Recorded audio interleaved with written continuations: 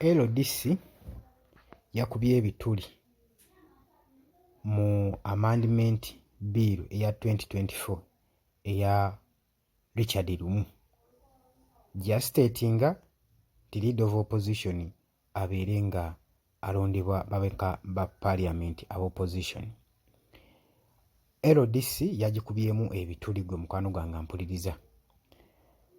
Kutegeeza nti ku Yugi Updates TV kosinzira okuba nga otuwuliriza ng'era ng'okola kyamaanyi nnyo okwekumira ku mayengo gano aga Yugi Updates TV. Yonna yonna gy'osinzira oba oli mitala w'amayanja oba oli mu ggwanga Uganda, mwena mbaanirizaako nnyo. Nammwe abasubscribinze mbeebaza nnyo ekyensusso. Wabula gwe ate atanakuba ng'osubscribinga, kubiriza ogende mu maaso n'okuba ng'osubscribinga ku Yugi Updates TV sobole okuza amayengo ga channel eno gwe mukwano gwange ali yampuliriza. Commentinga, likinga, sharinga. Leeta ebirowoozo byo. Tekigaana kusharelingako gwe mukwano gwange ali yampuliriza. Kakati nno munnange, Lego Brian okuva mu Law Development Center achallenginze Parliament Bill ku electing leader of opposition.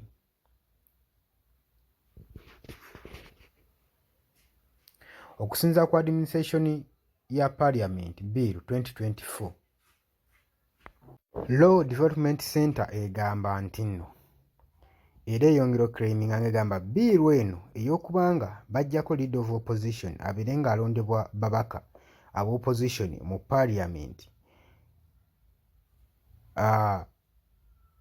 LDC egamba nti biiru eno, amendment biiru eno elakinga clearness purposes, erimu ebirumira bingi, eweebwa omwaganya ejja kubanga undermininze democratic framework ow'eggwanga, ejja kubanga undermininze multiple diplomatic framework.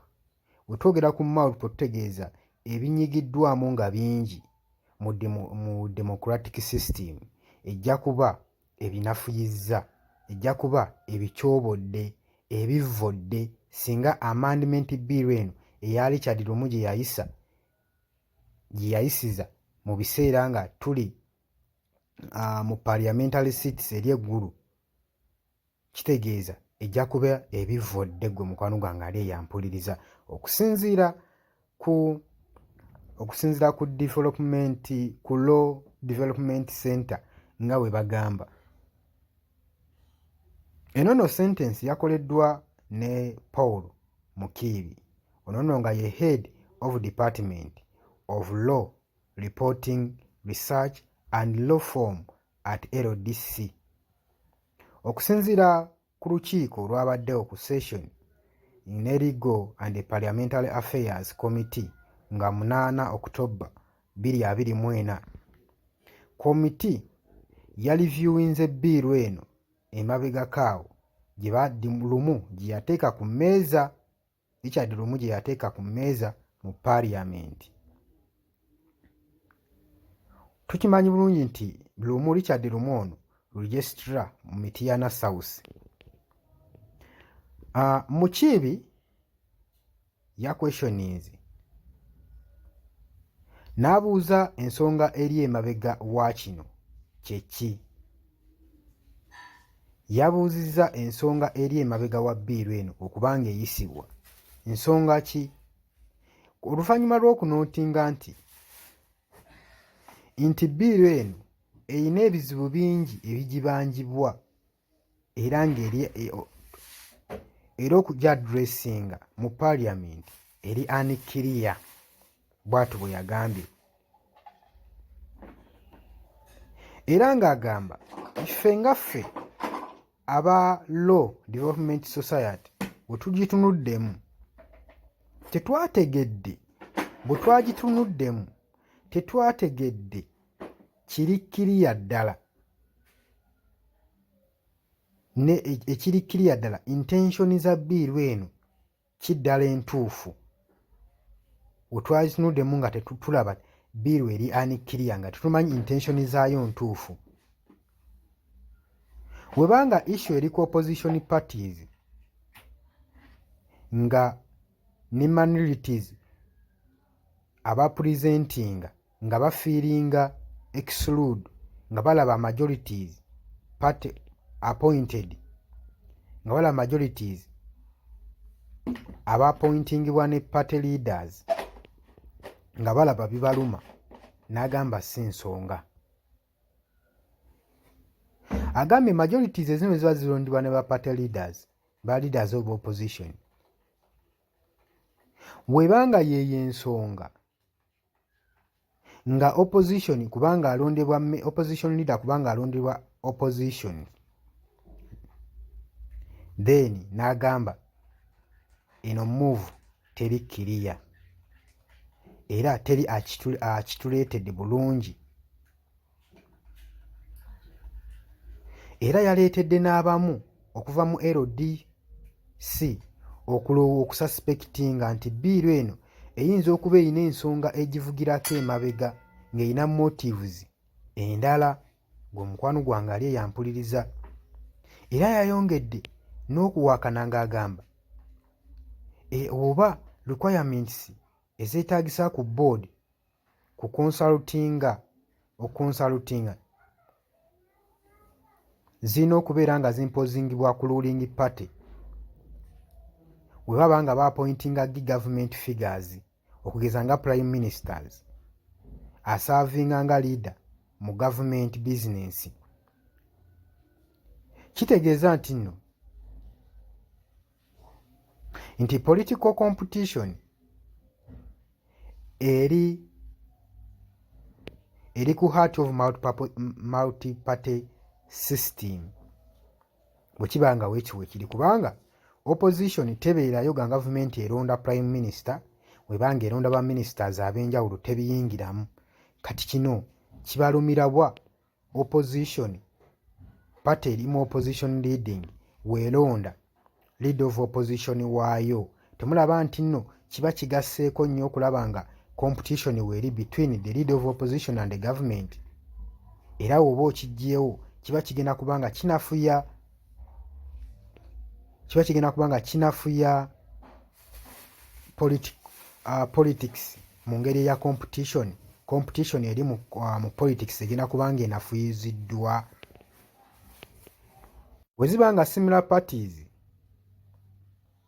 nga balina minor representation be badimandinga babeere nga baluulinga opposition, kiba nga kino kibeetaaga okubeera nga be bafuga opposition, kigenda kubanga kiteeka weakness ku political competition. Bw'atyo bw'agambye. Baba nga opposition kibaluma okuba nga balina ebifo mu parliament nga bitono, tebibaganya kubanga bafuna opposition leaders nga bamembers baabwe balina batono. Agambye ekyo kibakosezaawa, tekiyawukanako, tekirina we kyawukanira na ruling government okuba nga appointinga leaders nga takonsalutinze wadde ne mu opposition. Lwaki ate bo kubanga balonda leader of opposition waabwe mwagala bakonsalutinge mu abali eyo ku side endala? Muki bya proceedinga ng'agamba ya proceedinze ng'agamba nti Uganda could explore ebeere nga erina similar model ng'eza Kenya, nga both majorities parties ebavolvinga mu kuselectinga leader of opposition. Newankubadde MP yavuddeyo n'arayizinga ku nsonga eno ku particular issue y'emu n'approachinga n'agamba mu Uganda wetubanga tulaba mu existing political alliances between opposition parties nga DP ne Uganda People Congress ne ruling party National Resistance Movement NRM. Jonathan Odoy agamba MPs ewa ono MP wa Erute South Lute South yakyalenjinze Mukiibi ng'agamba obanga ogamba ku nsonga eyo bonna babe nga beenyigiramu.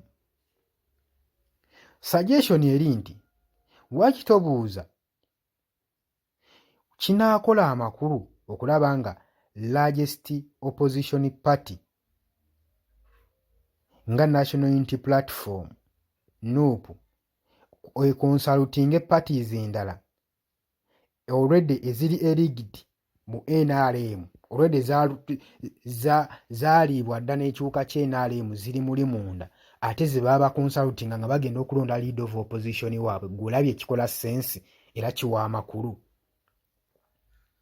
Bwe ziba nga opposition parties ezimu zaalegingibwa zokka na zokka ne zigenda mu gavumenti, lwaki NUP ebeera ekomplayinga ne consultinga parties ezo okuba nga balonda lead of opposition? Tosobola kudimandinga ekyo. Tosobola kugamba president aconsultinga opposition wanaaba nga appointinga prime minister. Kati waki opposingawo ensonga ng'eyo, conditioning eyo okuba nga opposition balina consultinga opposition parties okuba nga balonda lead of opposition. Era yeyongedde n'akkaatiriza nti notions eziri mu opposition parties bafiiringa obujja ku bukulembeze bwa opposition ng'oggyeko obunafu bwabwe okupulizentinga mu parliament. Bwe baba nga tebaakola kimala kuwangula bifo mu parliament, lwaki bakireyiminga okufuna obuyinza ku bukulembeze mu opposition? Odoyi MP wa West Budama North East era naye na-arginga ng'agamba nga leader of opposition is a national figure era efoundingibwa by taxpayers n'abantu, erondebwa abantu. Parliament erina okuba ng'egamba ku kugyawo kwabwe si just opposition party, si opposition party yokka ye balonda, wabula ne bannansi abasasula omusolo gwabwe balonda abantu bano. Newankubadde Wilfred Niwagaba MP for Indora West yagenzezaako na countinga Odoyi nga questioninga nti mu ngeri eno MPs abali mu ruling party aba National Resistance Movement bayinza okuobjectingibwa ne baseesinga performance eya lead of opposition okubanga baholdinga government accountability. Golaba gye kiri. Tujjukira nti era amendments administration of parliament amendment bill 2024 yapolopozinze eprocessinga nti leader of opposition alina okuba nga losing office singa abanga aggiddwako ne party. Wabanga resigninze alina okuba nga alekulira party kibabanga bagezaako okugamba. So ensonga bwezito bwe ziri muganda wange gwali eyampuliriza. Jangu mu comment section gombuulira ensonga nga wooziraba. Nga ekibiina kya NRM batakirondera ba prime ministers, ba ministers bekironda. Golooza kisaanidde okubanga opposition ate naye consultinga parties endala ogirondera. Jangu mu comment section towerabira kusubscribinga, likinga, sharinga.